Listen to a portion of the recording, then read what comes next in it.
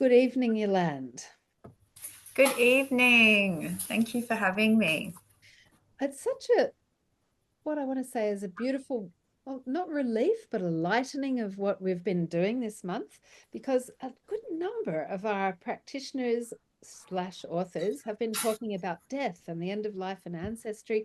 And your specialty is the first 6 weeks of life. There couldn't be anything fresher. That little green tiny shoot that's come out.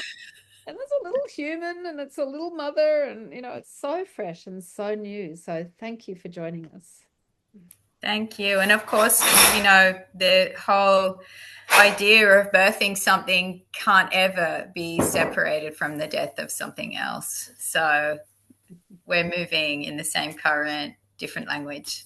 Yes, absolutely. And may we never reach that point where people live eternally. Like, what a horrible concept Oh, that we've been playing around with as a mass. yes. Well, we do live eternally, of course, as we know, but we are in constant evolution of that form. And yes, to be, stuck in one evolutionary manifestation would probably be your soul's worst nightmare. Your soul's worst nightmare, but funny that we think we want it, like in this egoic, most egoic of all ages, really. Yeah, I think it's that whole thing of thinking that everything has to happen on this timeline, Mm. and when we start working from a multi-dimensional, multi-timeline experience, then we can cut ourselves a little bit of slack. Like, oh, I didn't quite get that. That's okay. I'm gonna come back. I'm gonna do that one again. I got all the time in the world. I'll try it next time. Yeah, yeah. I'm so Oh, going to do that next time. so, and every day is so full of potential, isn't it? That it's hard not to thank God we've got a long, long, long, long span through this universe, and we come at it from many, many different angles. And I think, how exciting that there's all this potential, all these pathways, all these ideas to follow as we move on. But you followed one that was really very much your own initially, your own process of going through birth of three beautiful children, and I can vouch for those children. and, and then coming into exploring that as a birth doula, and then coming into your authorship, which is a whole different level of maturity of sharing out to the wider world. So this beautiful book, Soul Evolution, is exactly that. It's really talking about, here we are. We're 6 weeks old, or 0 to 6 weeks, and we're coming in, and the mother who happens to have brought you in is going, oh, what have I done? Yeah. So I love that you've provided a bit of a raft. I see it as like that you've thrown them out a piece of wood in the middle of a raging torrent and said, hang on to this. Um, please, please talk a little bit about your own experience as a mother, first of all, because I think that sets the ground for what you've written here. Well, thanks for framing it like that, because I think, yeah, I feel like that was really the intention behind the book. So I'm glad that it transferred. And you so recently becoming a grandmother, and I know that you, you shared this book at that time, and so yeah, I didn't have an experience of mothering in the normal sense of things. And so I grew up a bit, motherless. And so when I became a mother myself, I really didn't know what I was doing. And I hadn't been particularly drawn to children. I didn't feel particularly maternal. I didn't have a great desire to have children. But I was had that, oh my God, I'm pregnant moment. And along came my first daughter, Waluna. And I felt a little bit at that time like everybody just sort of I delivered the baby. There was lots of resource material for taking me into the labor process and perhaps what that might be like. And there were classes you could attend and lots that was happening. I mean, okay, let's frame of reference. We're talking 1996. So we were still very face to face with that stuff and relying on books. So no internet. And I felt like I had a baby, and then everybody just switched the lights off and went home and left me carrying a baby. And I'm like, I don't know what to do. And it was really out of that place of being so profoundly lost in the woods that the book really was seeded. It took 15 years of working as a birth doula, which I think in part was my own way of coming to heal some of these wounds. I had 12 months of postnatal depression with my first daughter. And what brought my first child, what brought me out of that period of postnatal depression was that I fell pregnant with my second. And it was like, girl, get yourself together, man. You got to do this all over again. So yeah, it really, I think with anything soul deep, it comes from a soul wound, and we speak of the light when we've journeyed into the heart of the dark. And it's the hero's journey in, Joseph Campbell's terms of bringing its Chariclo and Chiron. It's about taking the wound and turning it into the medicine. And this was my offering to that particular wound in myself. And I really, being a yoga teacher also, I feel that that's happened for so many of us as yoga teachers. We've taken the wound, we've gone, I've got to get through this somehow, and we've galvanized our body and our mind and our soul and our breath and whatever it is through our yoga training and then our yoga teaching to come to some kind of way of integrating what we've been through, and therefore being able then to take it out and share it with our yoga communities. So a yoga community is one thing. Excuse me, I'd just like to say good evening, Jacinta. Lovely to see you here. Thank you. Nice to have you on a Saturday night. Lovely, lovely. Thanks. Yeah, so the way that we work, Jacinta, the way that this all works is that we're just having a little bit of a chat with Yolande. She's going to do a bit of a reading from her book, and then at the tail end, we've got time for questions and answers and discussion and bringing us all together. So yeah, just letting you know.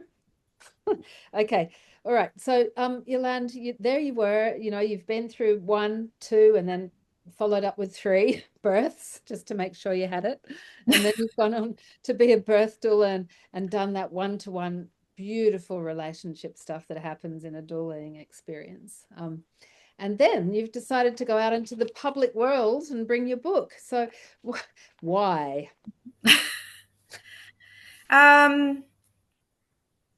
Why? Gosh, no one's ever asked me that. I guess it's one of those paths that we follow. It's like the trout fisherman, right? And he's in the river and he steps from stone to stone to stone. He doesn't even look down at his feet all the time, but just trusting that the stones are there. And it was a path a little bit like that.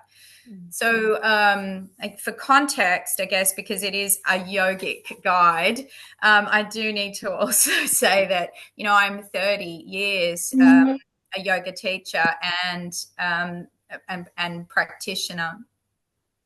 And I think that working prenatally with women and postnatally with women in a class situation and individually, I think that was the catalyst for the why, because you can take one can take one's own experience and and go, well, yeah, that was it in a nutshell, and I'm going to do the work to transmute that into something beautiful. And I do need to say that, my 3 children are 3 extraordinary adults now. But when I started working prenatally with many, many women, so then you're working with 20 women a week.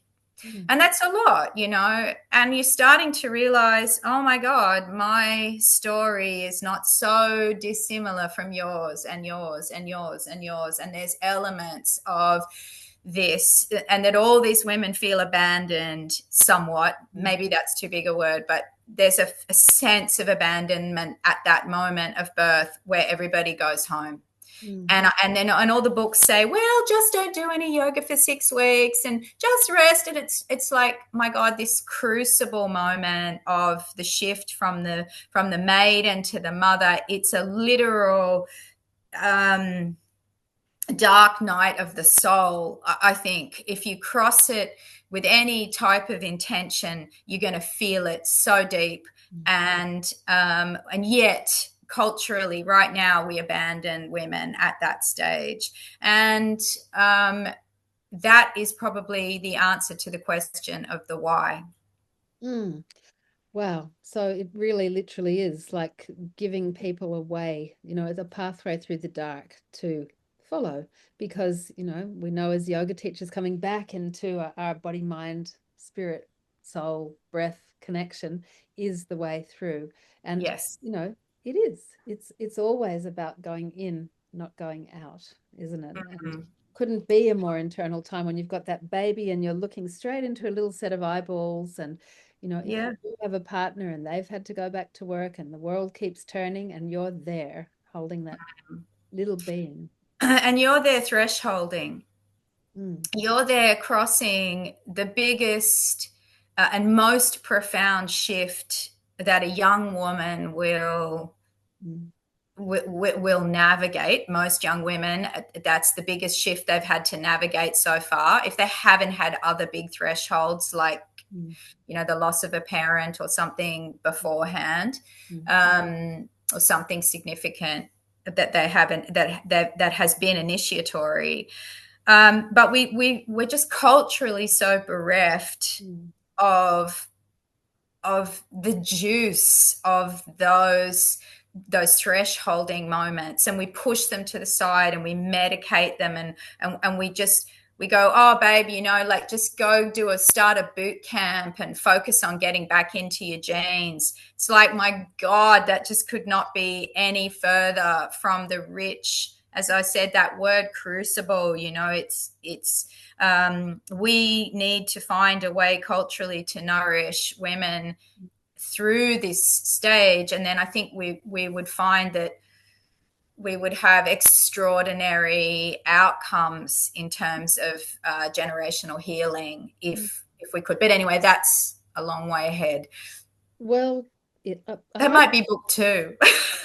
Yes, please do write that book. And I don't think it's that far ahead. I really think that, along with understanding that here we are on this planet, and every rock, every tree, every cloud is listening to what you say, your thoughts, that this is a conscious being that we're living on, and we are consciousness itself. So along with that understanding is coming an understanding or an increasing self-respect. I think that's part of the healing. And the self-respect understands that when you're born, it's like this incredible being falling to earth, plonk, it's like a raindrop. And then from that raindrop, boom, boom, boom, boom, boom, spread out those beautiful vibrations. But when it first hits, and you come down that birth canal, or you come out of the tummy, and here you are, then those little vibrations, the way that you feel those, are going to impact all the other vibrations till you pass on. Like, it couldn't be more clear.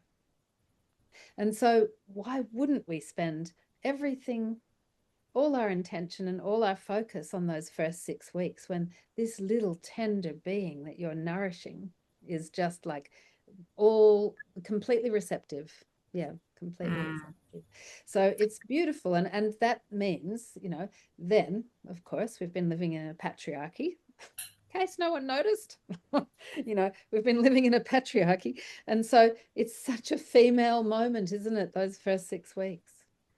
Yeah, I think it's so, it's so beautifully put, and you're such a compassionate, speaker and soul, and I can really feel that awareness of how it is at that birthing moment for that new being. But holding that tiny person's first experiences is this mother. So yeah, and what do? We market to the mother, we create these Instagram models of what all of this should look like. Beyonce swinging on a fucking swing. Oh, I'm probably not allowed to swear on here. Or you're taking that out. Yeah, delete.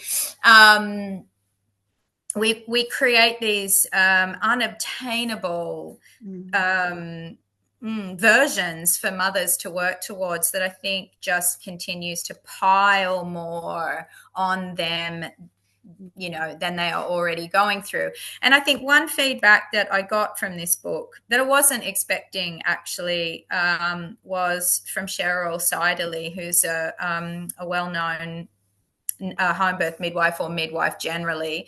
And she said to me that what she loved about this was that it gave a woman permission to stay home, and that so few or so little of the media devoted attention to that. The expectation was on, bounce back, get out, and this book is very much about trying to create a sacred container around that 6 weeks, not just for the baby. It's almost like I like the mothers, if a mother is going to buy a book like this, or someone is going to think to gift her a book like this, she's already on the path. So the baby ultimately has fallen, the little seed has fallen into the perfect place for its growth and development.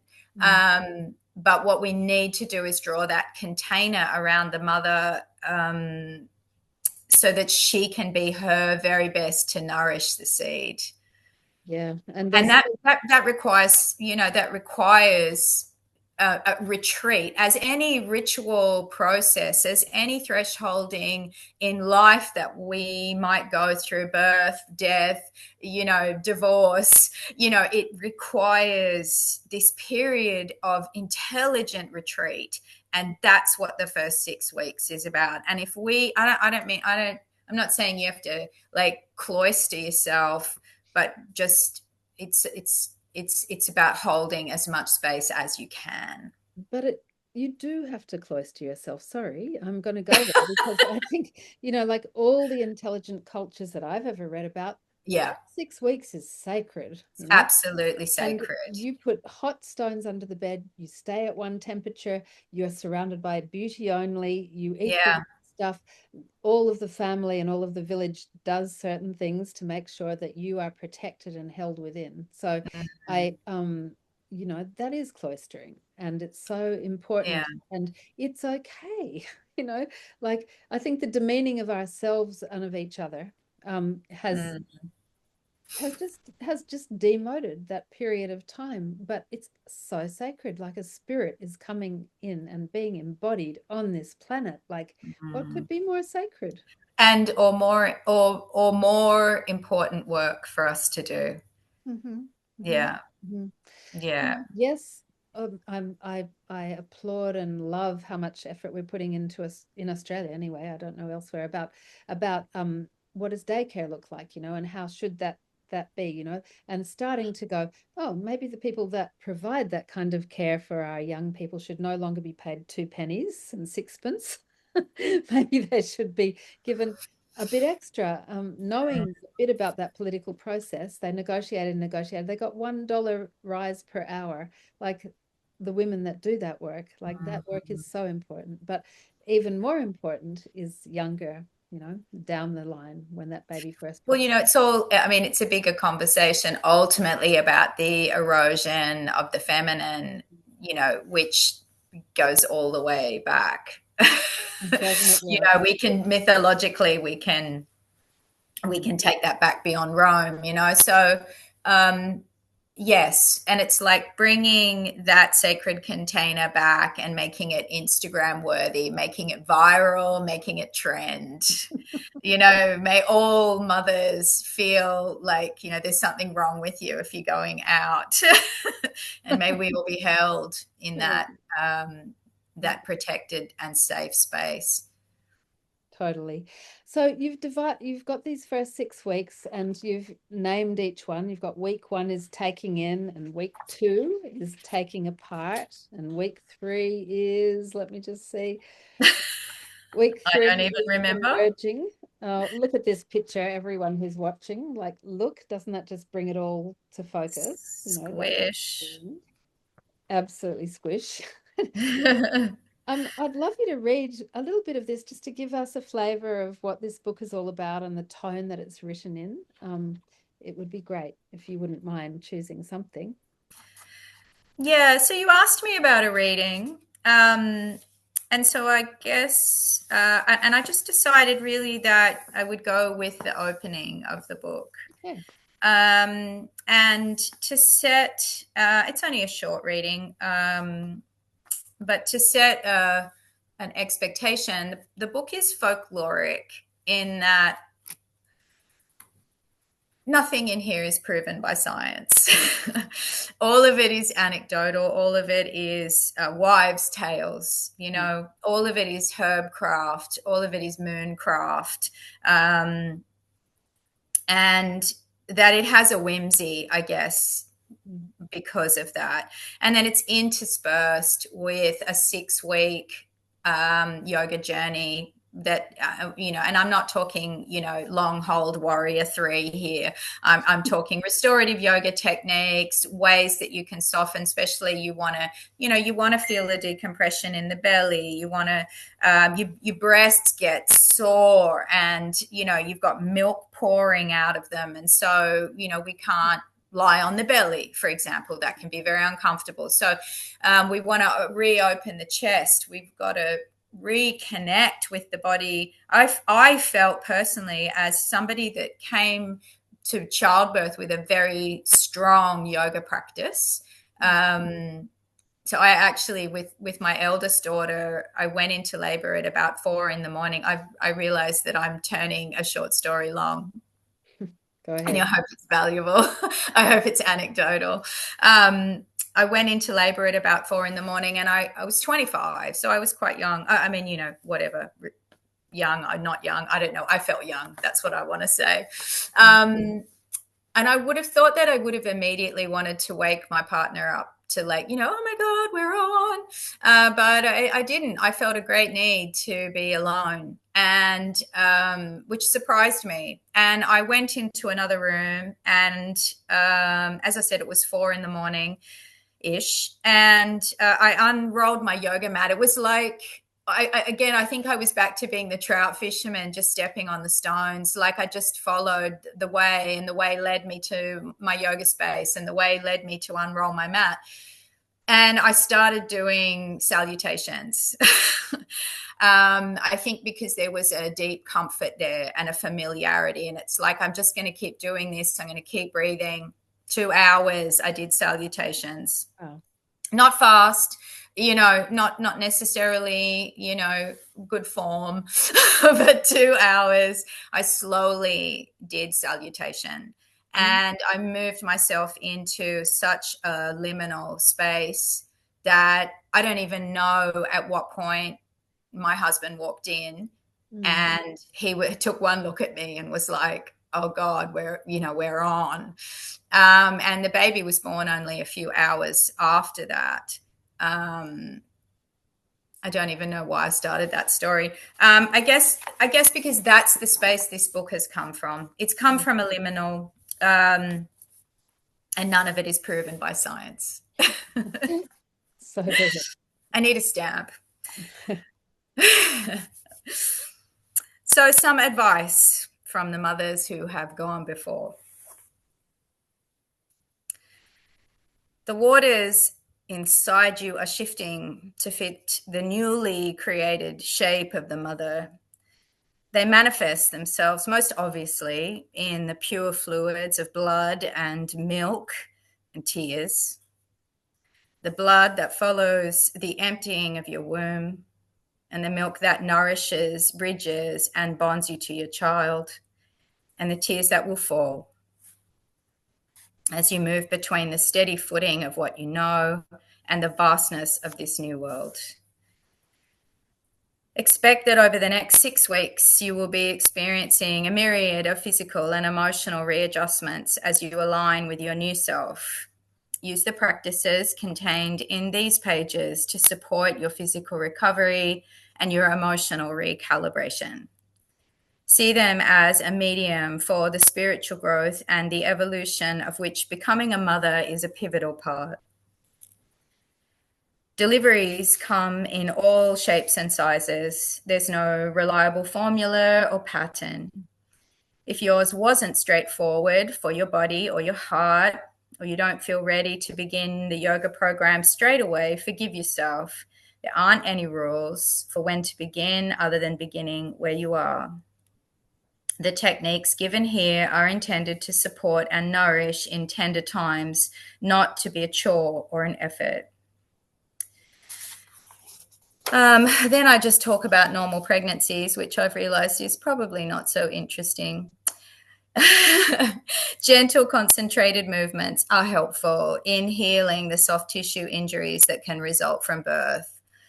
They do this by bringing healing blood and energy to the pelvic and lower back area, allowing passage to be free and open in the upper body, focusing your mind and harnessing your own innate healing capacity. These sequences allow time to reflect and adjust to the changes your life is undergoing. And in this way, they also bring healing and a state of peace to the heart. In all cases, take responsibility for yourself and listen to what feels good and what doesn't. And above all, follow the feelings and knowings with curiosity and ask your wise mind to show you what it means to listen within. So keep your mind clear and your heart open so that you can hear your truth.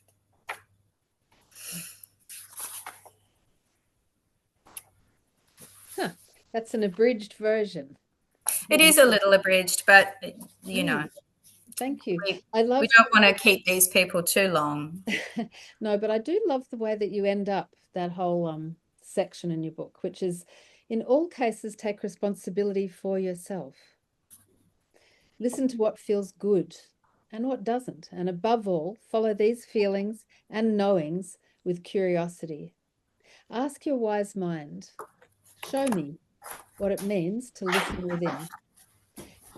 I just love that, and I think if everybody could get that one statement and take it for the rest of their life, not just this 6 week period of when they've given birth, but like take responsibility and just go, okay, well, what's actually my system telling myself? And sometimes it takes a little bit of a while, doesn't it, to clear away the noise and clear away the debris and clear away the preconceptions and the programming and the blah blah blah. And when I say a little while, that could be decades. I mean, the beliefs, Yeah. the beliefs that we have had ingrained in us from the kitchen table as kids. Yeah. The values of the culture and the society that we've born into, the expectations of our generation. Oof, Yeah.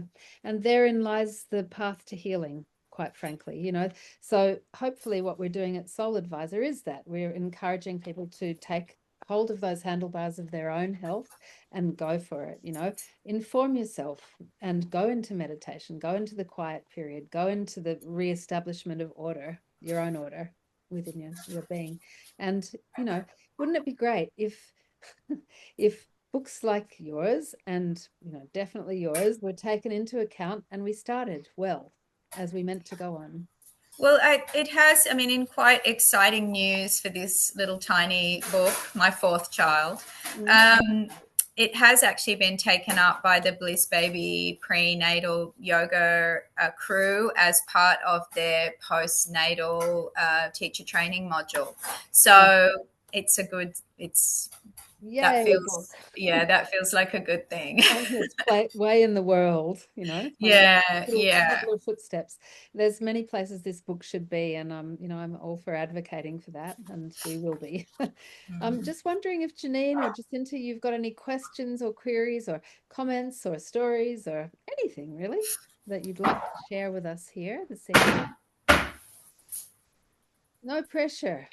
I think I'm sorry for any background noise, but thank you so much for sharing. And I think this is a hugely important topic, and really, I'm so glad to hear that it's part of a, postnatal care in some way. And I think it really should be out there. I'm going to grab a copy. I think it is a time that is so misunderstood, and I think the more resources that we can provide and the more understanding we have of each other during that time, the better for everyone involved. And yeah, I definitely, I could share my story, but I definitely feel and resonate a lot with what you're sharing, and was quite isolated in that first 6 weeks by nature of being overseas.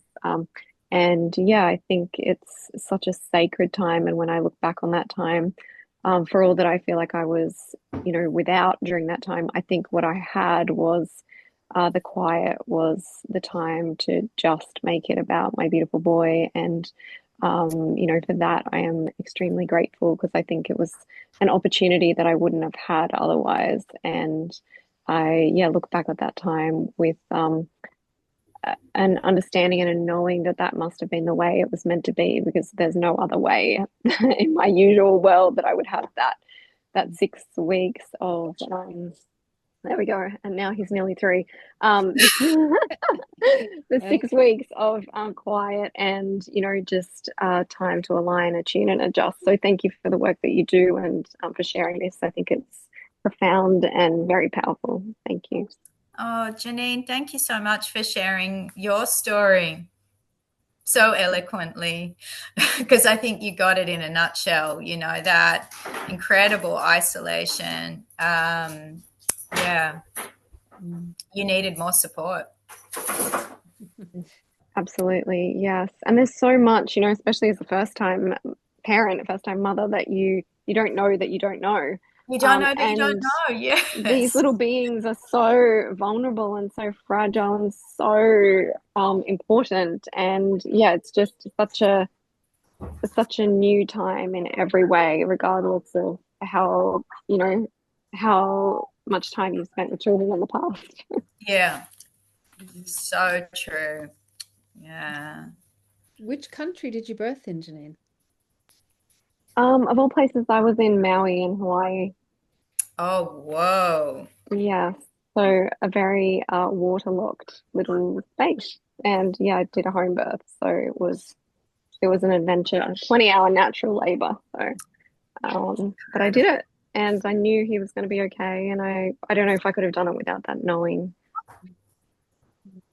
Wow. Wow. Wow. Wow. Born on the heart chakra. Yes, yeah, he was definitely meant to be born there. It was, yeah, I felt like I needed to stay when there's many other things that meant I could have come back. But yeah, he was meant to be born there. Yeah, that's amazing and challenging in lots of ways. It was the full spectrum. As all good experiences are, the whole gamut. Exactly. Beauty and the terror. Yeah. Jacinta, anything you'd like to add?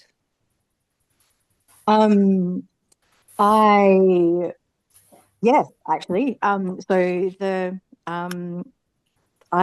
was lucky enough to read this book last year when I was going through my own dark night of the soul. I haven't actually birthed any babies, but I've kind of, in a way, birthed multiple as a midwife, and child and family health nurse. And so I resonate to so much of what you're all three of you are saying about just how important it is for mums to have, this sacred space of coming in, into their own as a mother, because there's not enough, it's kind of expected that, and then, like I would see mums come through with their first baby and, like they're isolated, they don't have, their partner has to go back to work. They are expected to sort of maybe even leave the house before they're ready, or like there's not that expected ritual of sitting down and listening to yourself. And in a way, I think that would be so powerful if people actually did listen to themselves, because deep down you do know what feels right for you, sometimes even regardless of or in spite of how you grew up in your own family environment. You might know, I do want to change how I want to parent, or be different to how my parents were, and things like that. So having that space to sort of sit with yourself and explore who you are as a person, but also as a mother is, as a new mother, is so important. And there's not enough, I feel, like hand-holding or guidance as such with that. And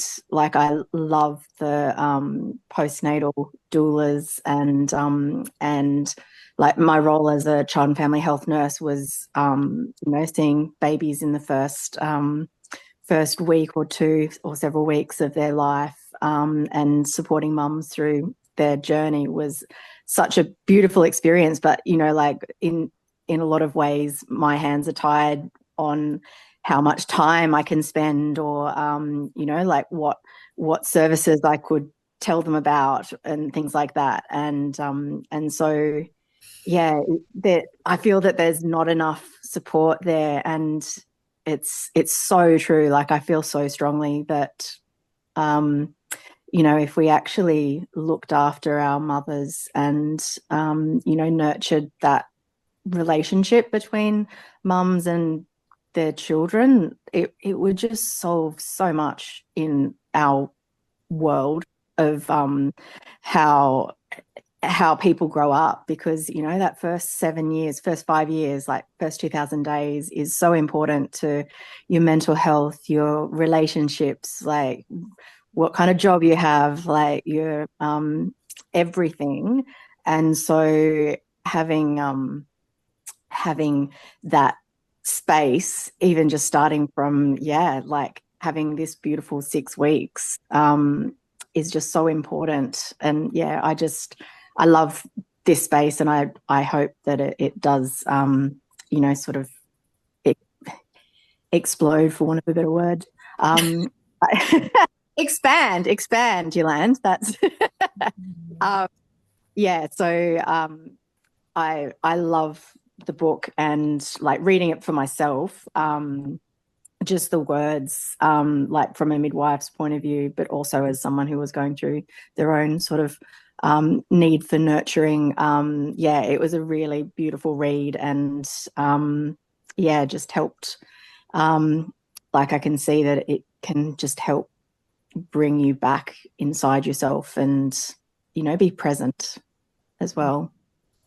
Thank you for that feedback, and your insight, because I know you're being very humble and that you actually have a lot of experience with new mothers and babies and birth, and that's been your world. And I appreciate your feedback of the book, because I know it's coming from a real educated and experienced space. But just I love that idea of the mother learning to be the mother, and it might well go against her primary experience of mothering, and she has to find her way in the dark through that. Like, because it was one thing, I guess, from my experience, I didn't have a mother. So I was like, okay, so I'm just going to think about like all the TV mums that I really liked.